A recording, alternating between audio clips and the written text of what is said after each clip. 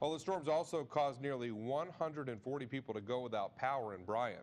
Crews worked all night and through the morning and afternoon to get the power back on, but had to cut down some tree branches in the process. KAG's HD News reporter Chris Costa shows us why one man is upset about how utility workers did their job.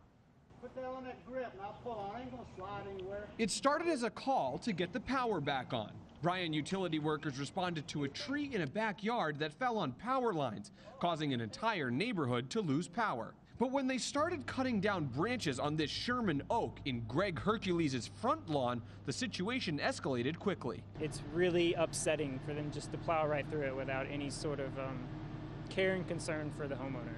In order to get to the fallen tree in Greg's backyard, they needed to get a cherry picker truck as close as possible. BTU workers initially told Greg that they did not explore other options before cutting branches off the other tree in his front lawn. Yes, I get the power went out, but it would be really nice to see that a little bit of forethought goes into things before just making decisions on the whim and anxiously. This tree is more than 40 years old, and Greg spent hundreds of hours in the yard trying to bring this tree back to life. BTU workers told Greg that this was the only way into his backyard to get the power back on.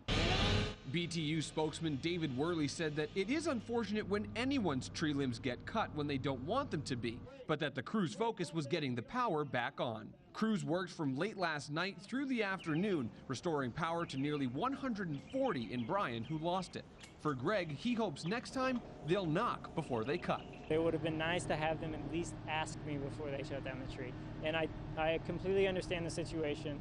It's just the mentality of the thing that's just absolutely upsetting. In Bryan, Chris Costa, KAG's HD News. Greg says the BTU workers did apologize for not asking and pruned his tree of some dead branches to try and make amends.